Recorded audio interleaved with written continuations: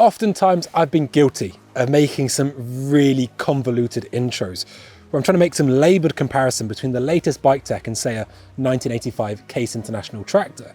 But today I'm going to try and keep it brief because there's a lot of meat on the bone. You see, today we're reviewing the brand new, all bells, all whistles, no wires drivetrain from Sram that you might have seen floating around the internet. But before we get into that, did I ever tell you about the time I bumped into Linford Christie? What's that? You don't care? Let's hit him with the B-roll.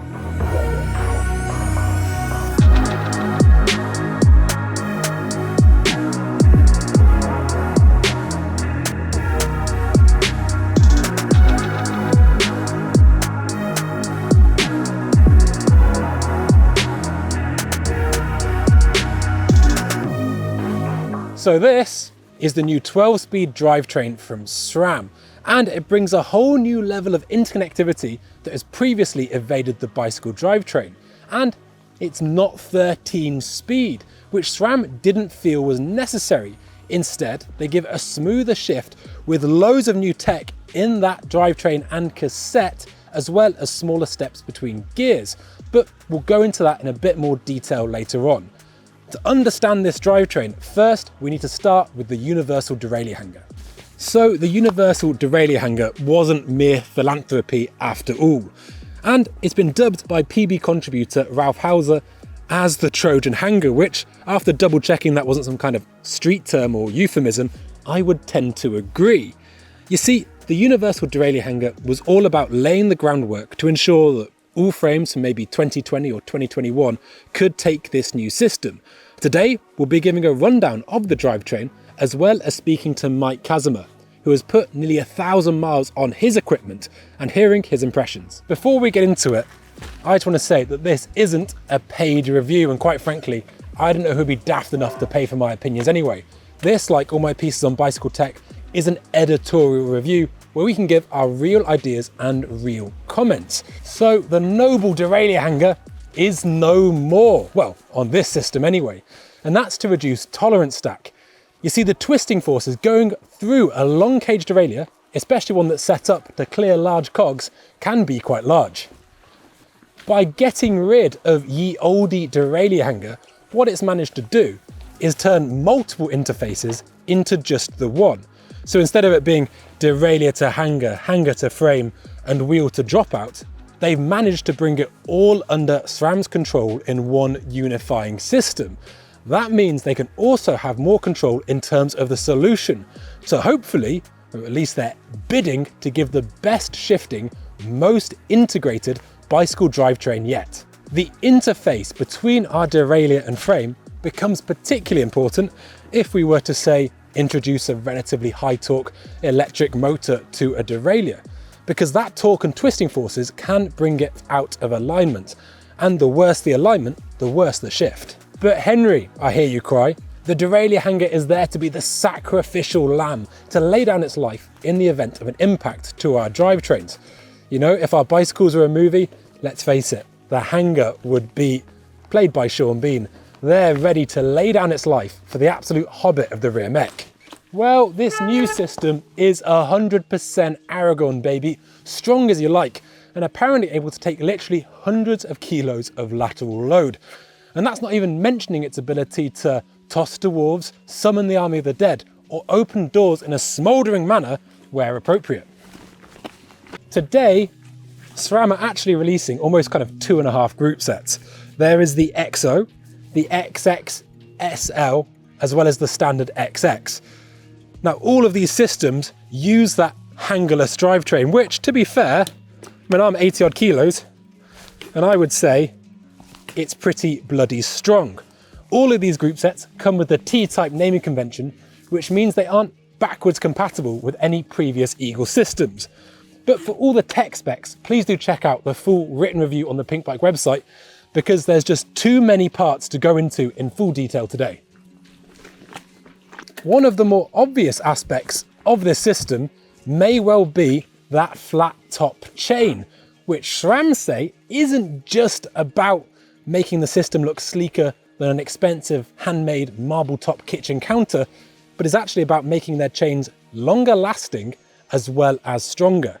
In fact, they say this is the strongest chain that they've ever made. I imagine it's something to do with aesthetics as well, because this has a really distinctive look. So that's the chain, but how is that mech so strong? Well, its interface now wraps around the frame, meaning that it's not only stiffer, but more robust. Its shape is there to minimize any chance that it does get bashed by something trailside or during a crash, and its modular design means that you can swap out parts where needed as it happens. The only difference between this system and the EXO system that Kaz is running is some of those modular parts. So that could be some of the protection or armouring that you can see on the outside of his Derailleur. That means any of these systems can be taken to your parents' house, digging out the Doc Martens you bought when you were 15-year-olds, putting on the Dropkick Murphys and absolutely booting it. And they're all good. Should any of those parts get damaged, something like the cage or the B-knuckle cover, or maybe that link plate, they can simply be swapped out. And you could even, if you wanted to, go to a more armoured cage on something like your XX or XXSL, should you fancy upgrading it in the future to suit your needs. Gone are limit screws. It's a brave new world out there, and some people might be a little bit worried about that, but I'm going to come on to why you don't need to be later on. Brave is probably the right word, because you have to be brave to stomach the price tag also. These derailleurs are unapologetically premium, coming in for $550 to $650 US for the mech alone. Gone are the days of B-tension adjust, but there are some little lines here to help setup and installation. Should you take a large knock to the front of the derailleur, it can be driven backwards, so you can also use these lines to help put it back in the right position. There will be a database with all the different bikes and helping you choose between the A or B setting. SRAM are adamant though, that even without those limit screw adjustments, you're not in any danger of sending your whole derailleur into the spokes. And that's because they control the whole system now, and it really is a system. It's also worth noting that it's not vulnerable to any Millennium Bug-esque glitches that puts an over-reliance on computers, man. There is a physical bump stop in there as well. I think the whole thing has got a lot to be admired. And for me at least, there are some really great touches in there, including signing the death warrant for super boost spacing on trail bikes. They've done this by moving the spacing of the cassette out by 2.5mm, establishing a 55mm chain line for 148mm boost bikes. It's probably about time to talk about that cassette. Now, you've heard of narrow wide chainrings before, which I find pretty much impossible to say. Well, welcome to something that is kind of narrow wide technology in a cassette. That means that all the gears have to be even numbers, save for a setup gear that actually has that little red ring on it there, that's gear number 7, to make for easier installations. The cassette itself sees revised gear steps compared to the current Eagle, which places a bit more of a priority on smaller steps between the lower gears to hopefully give smoother shifts when climbing. Now, this is when it gets a bit complicated. So the chain can only fit on those cassette teeth a certain way because of that narrow wide interface, which means SRAM can be incredibly exact with how that chain derails and shifts into different cogs, providing what has to be said is a very good, very solid shift. Which gets me onto the shift itself. Holy Michael Scott, it's pretty impressive. For me, and I can only speak for myself, this is probably the best shifting drivetrain that I've ever ridden. And it's amazing just how appallingly you can treat it. And the worse you do, the better it seems to be. And you'll be grabbing gears with little to no mechanical sympathy. In fact, this whole system just feels so robust and burly. The old Access, which is of course very, very good, as I nearly fall over backwards, now at times feels almost puny when you're riding them back to back, which feels quite absurd to say. The way I can perhaps sum it up is you would ask Access before, but you command this new system. The shifters are also drastically different, going to this pod system, which also mates very well should you run a wireless seat post from RockShox. The cranks of this new T-type drivetrain system, well, they vary to suit your needs, and you have models in alloy or carbon, and with things like bash guards or even power meters.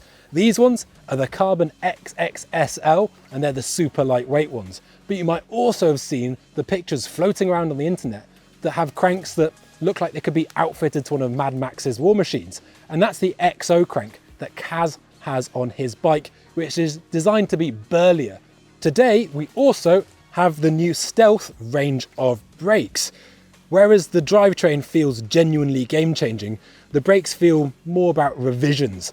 Now, that is so much information there. And like I said, we've really zipped through it, so please do check out the full write-up on Pinkbike for all the tech specs. Now let's get back to the studio, get the kettle on, and speak to Kaz himself about his experiences with this new drivetrain and what his editorial verdict is on the matter.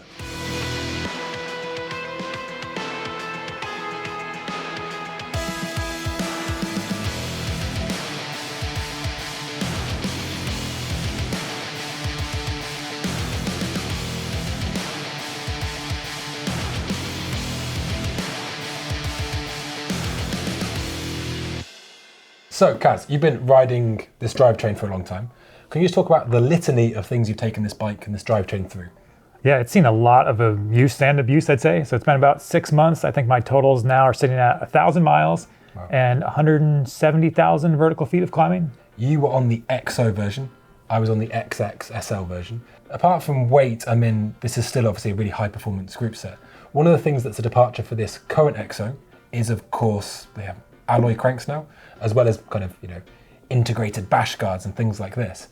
Do you think this is kind of covering off some of the blind spots, perhaps, that SRAM didn't have before? Didn't really feel like they had a really burly, sort of nasty all-mountain group set? I think so. I think there's a demand for carbon and for aluminum cranks. These cranks, they're fairly light. They're a few grams lighter than XT cranks if you're comparing them to Shimano's offerings. And then, yeah, it is nice having that bash guard. This kind of could be seen as like a high-end enduro group, aggressive trail, whatever you want to call it. I think that's kind of what category that the XO slots in. And then obviously you have the XXSL. That's kind of like your highest priced and lightest group. And then they've got the XX that slots in between those. I mean, I accidentally said all mountain there, which we all know doesn't exist anymore. True, that's a pretend category. We're not allowed to say it. But I think you're right. It is kind of that all mountain. It's just designed to be your workhorse, makes it seem less refined than it actually is. But it is kind of that one that, eventually I'm sure we're going to see a trickle down and we'll see a more affordable version. But for now, this is kind of like your fancy, but also able just to be used and abused and not need to worry about it. How do you compare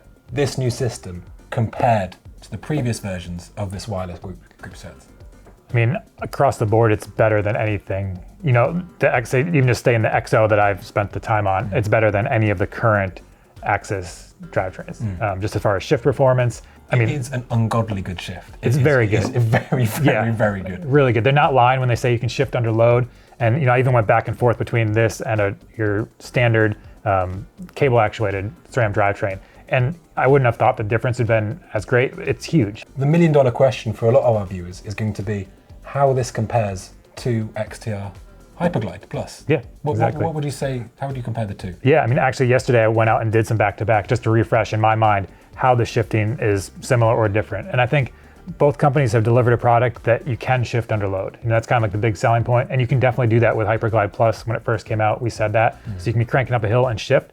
I think with the Axis, what it does though, when it makes that shift, it just feels cleaner and it feels like less like you're forcing it. The Shimano and the speed, I guess, the actual speed when it makes a shift is about the same. But the fact that you have that electronic shifter on the Axis, it just makes it a little bit quicker. It seems like the instant between pushing the button and the shift happens faster than the Hyperglide Plus. At least that's how it feels. I haven't got the stopwatch out or anything, but. And how do you think, where would you attribute that to? Do you think it is in the technology and the architecture of the mech being a stiffer interface? Or that sort of narrow-wide-esque technology on the cassette? I think the cassette shaping has a lot to do with it. Basically, the way that the cassette works, it kind of only allows the chain to move when it's in the right place. So you can shift a bunch and then it's not going to make those motions until it's in their actual right spot on the cassette. So the chain and cassette need to be lined up.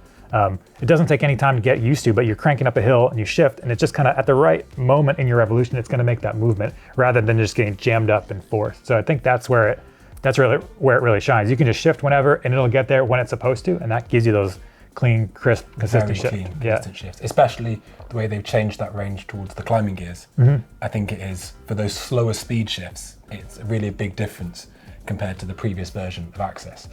If we talk about the mech itself or the derailleur itself, this new design should be able to withstand a lot more impacts. Have you had any big knocks on yours, and how's it held up? Yeah, I have. I mean, I'll say in general, I tend to be pretty kind to derailleurs. You know, I'm not someone that's going through multiple derailleurs in a season. I'm the opposite. I mean, I've got one of those old Access ones that looks like kind of Two-Face Harvey Denton. It's had all the plastic ripped off. It's like... Yeah, I mean, I guess really I'll take that back. It's not that my derailleurs don't get hit, but I don't usually rip them off or anything like that, you know. So, but there are some marks on this derailleur, but I definitely had one huge slam where I crashed on my right side, fully, you know, drive side down in the dirt, grinding, and was able to get up and ride away. And it's definitely hit plenty of things, and it's held up. It definitely impacts that I would have thought on any other previous drivetrain, I would have at least had to adjust something. Had to adjust something. So there's been no need to adjust. I haven't even needed to kind of rotate the position of the derailleur or anything. And what's it been like to live with? I mean, they have that install gear. There aren't really even limit screws. Has there been any sort of teething problems that are developed, or any small niggles you've had to iron out? Not really. You know, even I had this on one bike to start with, and then I got a little antsy, so I decided to switch it to another bike, just as you do in the wintertime when the nights are long. And I kind of used, they hadn't even had the full instructions. I wasn't able to use the app. Now with the app, you can look and see the actual chain length. So I kind of went the old paper route. They have a diagram that you find your chainstay length and then your chainring size, and that lets you know the chain length, all this stuff. But anyways, I did it, and it was pretty simple, and it installed it, and it works great, and no issues. So yeah, like the installation is different, but once you learn it, it's not any harder. In fact, it's probably easier than a traditional cable drivetrain. We've obviously got to talk about the shifter. The shifter, to be honest, it suited my hands quite well. I like the fact that it's moving away from, you know, those kind of rocker shifters. How was the shifting for you in terms of ergonomics, in terms of feel? What did you think? Yeah, the ergonomics are there. I still feel like there's room for improvement, just because I think that having a wireless electronic drivetrain opens up the door for all kinds of options. Like I think there could be even more, but granted, you can still use the previous version of shifter. So now you're up to 3 different options to suit your needs. I still kind of want like a little, there's that company named Zerbal. So a little shout out to them. They're not any part of this, but what they've created is pretty clever, although that does require an external battery. So I feel like there's some kind of concept there, but overall, I didn't have any problem with it. Like you can replace the little pads if those do wear out. I've found that, to be honest, for me, this modular shifter, I think represents something really, really great. We're not going to go into the brakes too much. It feels like they're just a revitalized, repackaged part of the equation. Well, that's it, guys. That's our rundown of the latest and greatest group set from SRAM. Now, please get in the comments to let us know what you think and what you'd want your perfect conceptual shifter to look like, I guess, if it's not these pods. Please check the website for the full breakdown. And yeah, thanks for getting it done, Kaz. And we'll catch you next time.